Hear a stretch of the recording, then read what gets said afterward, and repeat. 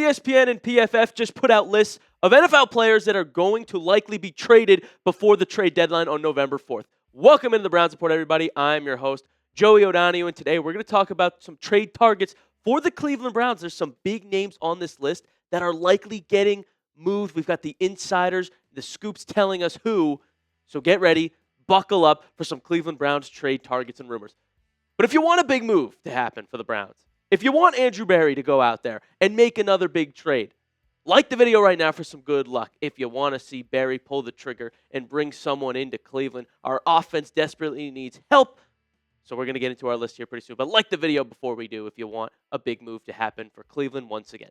The first name on our trade targets list of the day is Chris Olave, wide receiver from the New Orleans Saints, folks. He has been in trade talks. We've got plenty to show you about Olave, but one thing that's pretty cool, he went to The Ohio State University. So I think he might love to come on over to Cleveland, go to the state of Ohio once again, and play for the Cleveland Browns. A lot is going on with him. You know, he has some injury history, but he is one of the league's most talented receivers as a pure talent when he's fully healthy. Don't know if you guys know Ricky Scoops, but he came on Twitter. And this dude called the Micah Parsons trade before it happened. So when he drops a scoop, he's hitting like 90%, and we've got some big ones from him that just happened yesterday. Says, it sounds like the Saints are now open to trading Chris Olave. They weren't willing to move him in the offseason, but that stance has changed, and the team is now listening to trade calls, #Saints. Andrew Berry, pick up that phone. The Saints are open. They're listening. They're sellers. They're not a good football team, and the Cleveland Browns desperately need a wide receiver, folks. I mean, this next graphic might make you throw up here because when you look at the Browns receivers in terms of yards of separation, they're dead last in the league. In terms of max speed, they're 30th in the league. We lead the NFL in drops with 17, and we've got 8 of them in crucial moments. 3rd down, 4th down. Browns receivers and tight ends are dropping the football. It's awful. Whoever we put at quarterback is going to need some more weapons. Our number one, Jerry Jeudy, leads the league in drops. He's got 8 on the season. You're supposed to be our most reliable target, Jeudy. It's not good. Cleveland absolutely needs to go out and make a wide receiver move. So if all the rumors are saying that Chris Olave is on the market, ESPN's talking about it, Ricky's dropping this bomb on Twitter, and he's open. The Saints are listening. Go out there, make the deal, Andrew Berry. I'm thinking a 3rd-round pick could potentially do it for the Cleveland Browns. If you have to go up to a 2nd, okay, we could do that. We'll talk about it. But because of the concussion history with Olave, because the Saints are in a position where they are selling, I think this might be able to get it done. What do you think, Browns fans? Would you make this trade? Would you bring in Chris Olave for a 3rd? Type A for accept if you're in on this deal. Type D for decline if you don't want to give up a 3rd-round pick to get Olave. But personally, I'm smashing that A button. I'd be typing A in the comments. I want to see what the Browns fans are thinking. No. Moving on to our next trade target on today's show. How about another big wide receiver? Jakobi Meyers. A lot to dive into here about Jakobi Meyers. Rumors. There's a lot going on in Las Vegas right now, and multiple sources are confirming that Meyers could be on the move. I'd love Cleveland to go out and make this phone call. Ricky Scoops again appeared on Twitter to drop this bomb. Says, it sounds like Raiders wide receiver Jakobi Meyers is being traded out of town and won't be in silver and black much longer.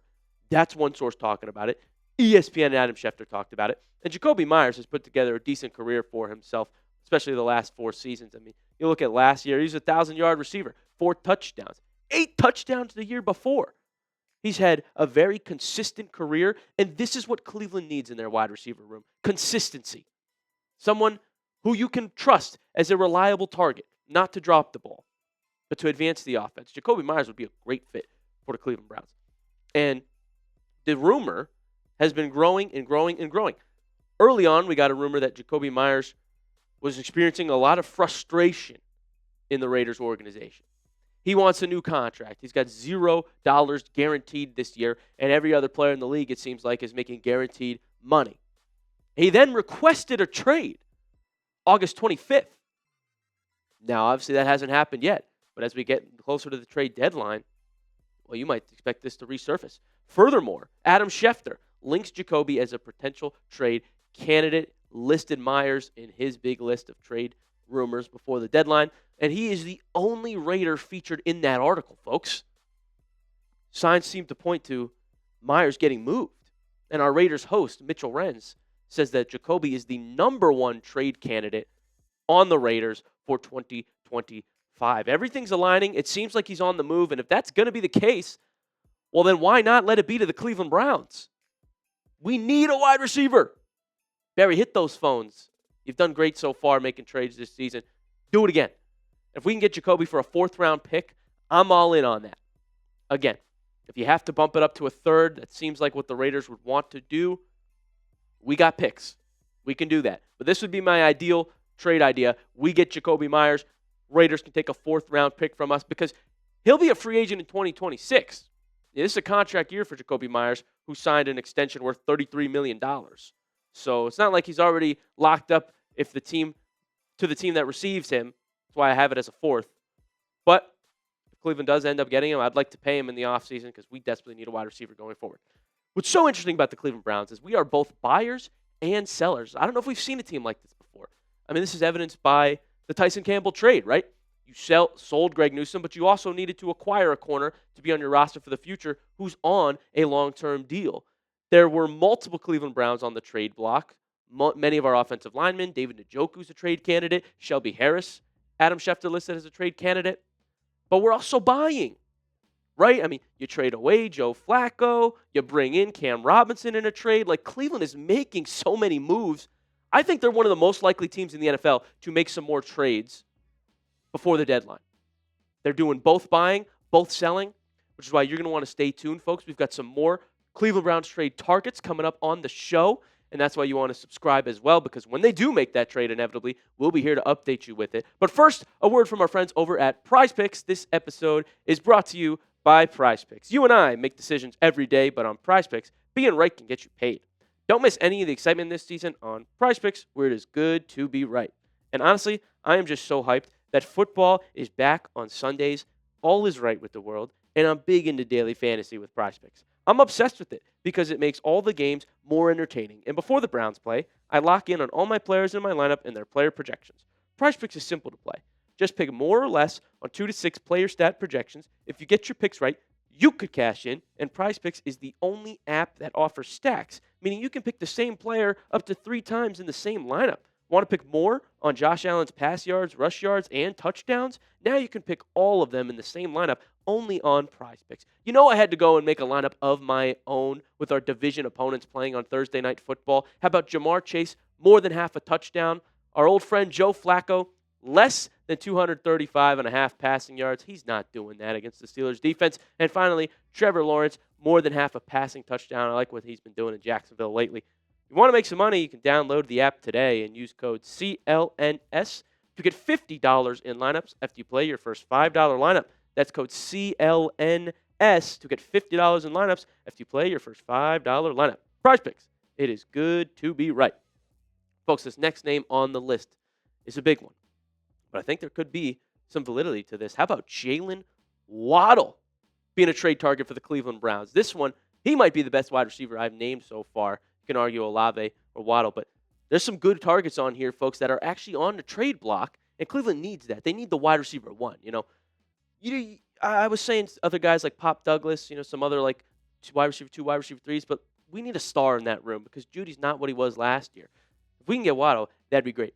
Ricky Scoops came back on Twitter to say that the Dolphins are actively shopping Jalen Phillips, but also, more importantly, they are receiving calls about Chubb, Waddle, and Achane. So they're answering the phone for Jaylen Waddle trade calls. If that's the case, well, then absolutely, Andrew Berry should be on the phone as well. That should be the first thing we do. When we see all these big-name wide receivers on the market, that's your biggest need on offense besides offensive line, which I'll get into later. Pick up the phone.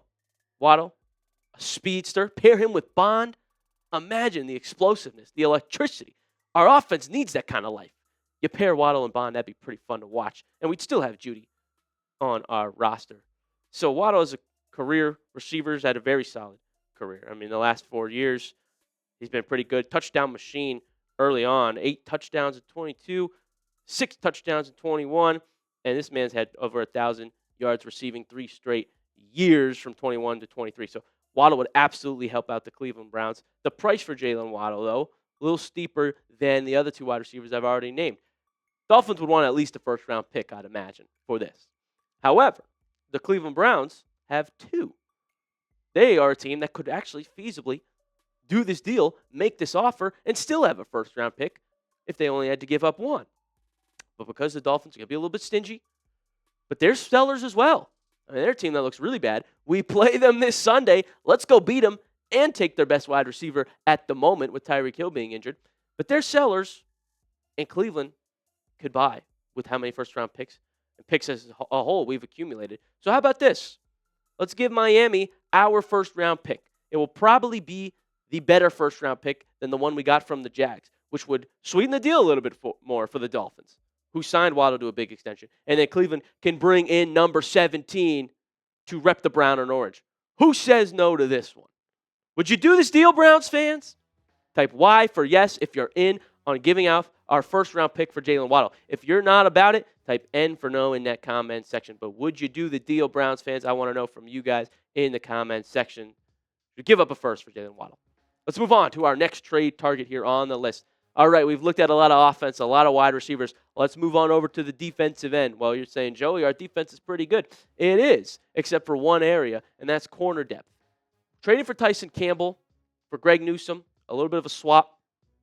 Campbell was okay in his debut. He still was getting burned on a couple plays. Others, he was hanging on to DK Metcalf, which was pretty impressive. But Cleveland still needs depth in that area, especially without Newsome now. And so Riq Woolen has been the talk of trade rumors on Seahawks today. Everyone is linking Riq Woolen to get moved before the deadline. In the first few years of his career, I mean, he got off to a hot start. 6 interceptions in 2022, and he kept picking guys off year after year after year. 2025 is a little bit of a slower start for Riq Woolen, but that seems to be why he would be on the move. I mean, Seattle has a lot of depth in their corner room, and Riq has showed a lot of flashes of potential that a lot of teams would be interested in buying. So he's got off to a slow start in 2025, not what we saw in the first 3 years. But like I said, Cleveland does not have as much depth as Seattle. And so if they want to go and make the call, bring in Riq Woolen, I'm all for that. And under Jim Schwartz, I bet he'll develop into the player he was 3 seasons in a row. So great scheme would help Woolen, and then we'd have 3 solid corners we can trust and start, and that defense would look even smoother. So I'd be in on this, folks. Stay tuned to see if Cleveland makes that move. All right, after Riq Woolen, we've got one more trade target that I'm going to list for you guys, and this one is one that Cleveland desperately needs. How about from the New York Giants, their tackle, Jermaine Eluemunor. Now, he has had a solid season so far to start off, and I am hearing that the Giants would prefer to keep him. They want to extend him in the offseason. But PFF tells us some other news that's going to pique your interest, Browns fans. They say Eluemunor has quietly developed into a solid pass-protecting right tackle. Through Week 6, he's notched a 71-plus PFF pass-blocking grade, which we desperately need, in each of his 2 seasons with the Giants, allowing just 6 sacks on 760 opportunities. He also brings experience playing left tackle and right guard, all of which would make him coveted. And rookie QB Jackson Dart has had a lot of success for the New York Giants as of lately. Some big wins, including against the defending Super Bowl champion Philadelphia Eagles. Part of that is because of pass blocking, which is something Cleveland lacks so much. Tackles might be our biggest need right now, folks. I mean, no one is getting it done. Conklin's hurt again. Cam Robinson led about 1.5 sacks last week. Cornelius Lucas and KT Leviston shouldn't be on any football field ever again. What we've seen from them has just been poor. And so if we can get a tackle, and this is one that PFF listed as a trade candidate before the deadline, I would absolutely go out and do that. If you bolster that position, well, now the rookie quarterbacks, who are the only 2 quarterbacks on our active roster, could have a lot more success, just like Jackson Dart has so far this season. It would make a better situation if we could get a tackle. The guards, Bitonio and Teller, they're doing okay. They're not the biggest issue on the offensive line. It is the tackles outside. And this is the only good tackle listed in trade rumors, folks, is Jermaine from the Giants. Schefter didn't list a tackle. PFF only listed him. And so if that's the case, it should be one Cleveland inquires about. A little more from PFF on Jermaine Eluemunor. If the framework is there for a deal for the soon-to-be free agent, it could be too tempting to turn down. So even though the Giants reportedly would want to offer him an extension, if there was a sweet deal, PFF saying they wouldn't say no. And I know a guy in Cleveland that's on the trade block right now. How about David Njoku? Could help out the Giants a little bit, give Dart another weapon, trade with the NFC, not have to trade with the AFC. But Njoku has been linked to many trade rumors. And what if we did a package deal to get our biggest need, a tackle? It would help out the Giants. It might sweeten the deal because, of course, they might not want to give up their starting tackle when they have a rookie quarterback. But if you said, well, we'll help them out in another way with a tight end who was very reliable, they might listen. And then we could add on a pick swap at the end of it. Because otherwise, if we're going to trade Njoku anyways, because he's on a contract year, we're only going to get a draft pick out of it. And probably like a fourth. If we can get a position of need, and I'm talking desperate need, now I'm in on trading Njoku, and we can re-sign Jermaine in the offseason to actually have a tackle in Cleveland because 4 of our 5 starting tackles are free agents in 2026. I mean, we desperately need to do something about it. No one else is available. Seems like we're going to have to go to the NFL draft to actually get another offensive lineman. But if we can make a deal before the deadline, I'm all in on that. Am I talking crazy, Browns fans? Would you offer David Njoku to the Giants for Eluemunor? Is this out of the question? What do you think, Browns fans? Would you do it? I'm just saying, it is our biggest need to get a tackle. And if there's one on the trade block, according to PFF, I'm all in on it. Let's let Harold Fannin Jr. develop. Njoku on the contract year, going to be expensive. If he's getting traded anyway, let's bring someone in we need. Folks, thank you so much for watching this edition of the Browns Report. Run on over to X. Follow me at JoeyO70. Also, make sure you are subscribed to the Browns Report. We appreciate all of you tuning in here. And the second the Cleveland Browns make another trade move, because it's coming, we're going to update you here on the Browns Report. Have those notifications on so you're the first to know and get all the analysis. We thank you so much for watching, and we'll see you next time.